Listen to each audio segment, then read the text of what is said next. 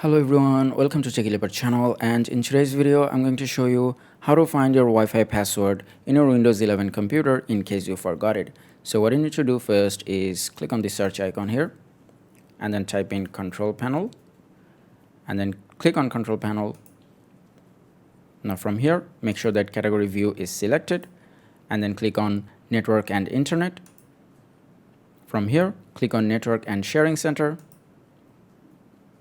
And here you will see the SSID or the Wi-Fi name, and once you do, click on it. From here click on wireless properties.